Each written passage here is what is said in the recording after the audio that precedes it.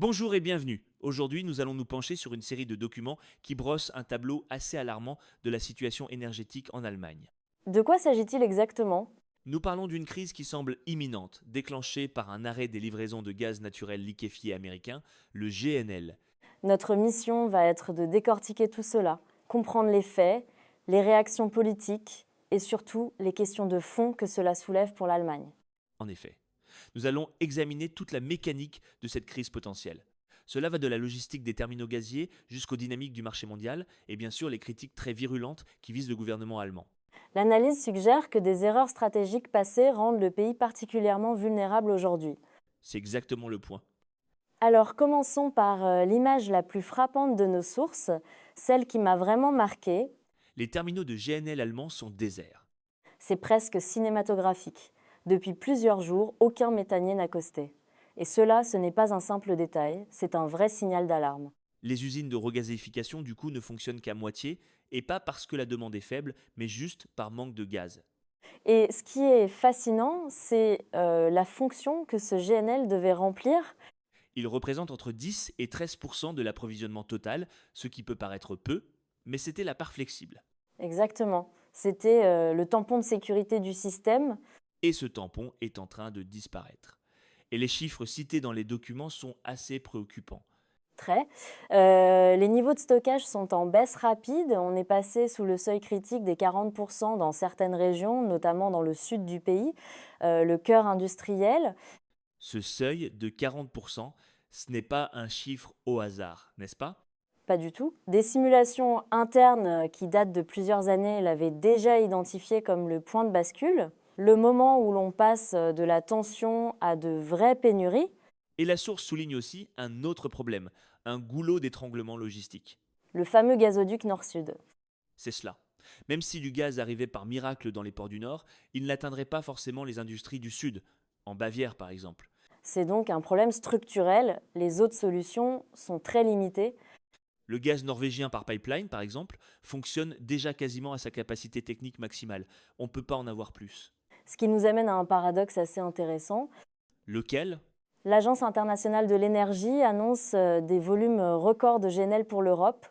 Et pourtant, l'Allemagne est mise de côté. Pourquoi? L'analyse est très claire là-dessus. Le GNL, ce n'est pas une marchandise de solidarité. Non. Il ne suit qu'une seule loi, celle du marché, celle du prix le plus offrant.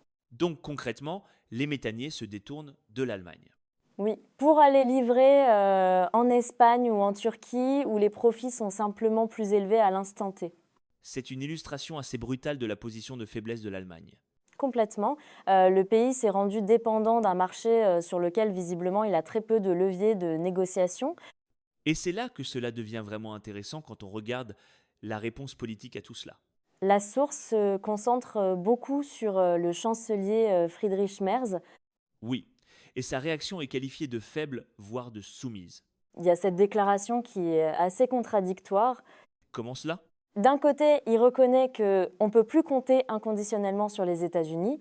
On se dit, ah, enfin une prise de conscience. Exactement. Et puis, la phrase d'après, il suggère d'acheter encore plus de GNL américains à court terme pour éviter le pire. C'est presque un aveu d'impuissance, non? C'est comme dire, mon dealer n'est pas fiable, alors je vais lui acheter tout son stock. C'est une très bonne analogie. Et si l'on relie cela au contexte plus large, la source présente la situation comme une stratégie de pression délibérée de Donald Trump. Il utiliserait les livraisons de gaz et la menace de droits de douane sur les voitures allemandes BMW, ce genre de choses. Voilà, entre 10 et 30% sur des exportations clés comme BMW ou Siemens. C'est un moyen de chantage pour obtenir des concessions géopolitiques. Et dans cette optique, la réponse de Merz, ce n'est plus une stratégie. Non, c'est interprété comme une capitulation. Une capitulation qui confirme la dépendance de l'Allemagne.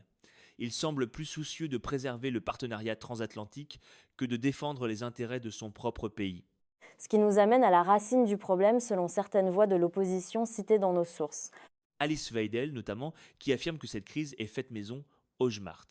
Qu'est-ce que cela veut dire, faites maison? Selon le point de vue présenté, la crise découle de politiques guidées par l'idéologie qui ont ignoré les besoins réels du pays. Et elle pointe du doigt, quoi précisément? L'abandon de l'énergie nucléaire.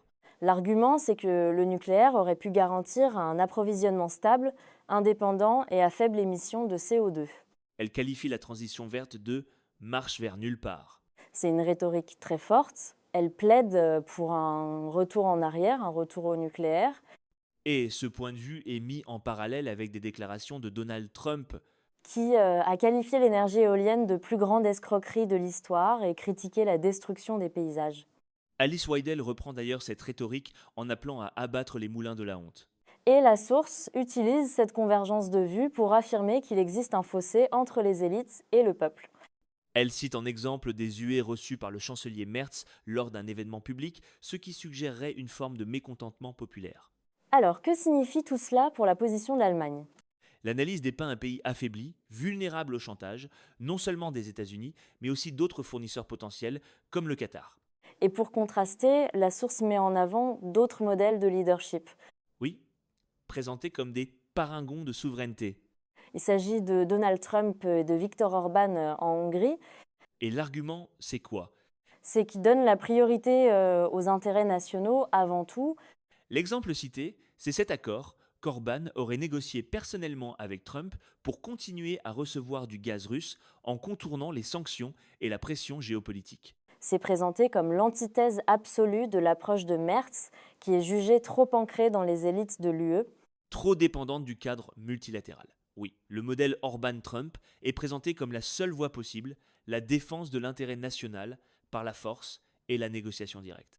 Donc, pour résumer l'analyse que nous avons explorée aujourd'hui, elle dessine un scénario vraiment critique pour l'Allemagne. Oui, une pénurie de gaz qui se profile, un leadership politique perçu comme défaillant et une remise en question fondamentale de la stratégie énergétique du pays. Une stratégie tiraillée entre la transition verte d'un côté et la sécurité d'approvisionnement de l'autre. Tout à fait. Et cela soulève une question importante qui dépasse, je pense, le cadre allemand. Laquelle? En s'appuyant sur les arguments de la source qui dénoncent une naïveté stratégique et une négligence des intérêts nationaux, on peut se demander si un pays abandonne sa souveraineté énergétique au nom d'une idéologie ou de certaines alliances, peut-il encore vraiment contrôler son propre destin économique et politique? C'est une réflexion à méditer. Voilà qui conclut notre analyse d'aujourd'hui. Merci de nous avoir suivis. Merci à vous.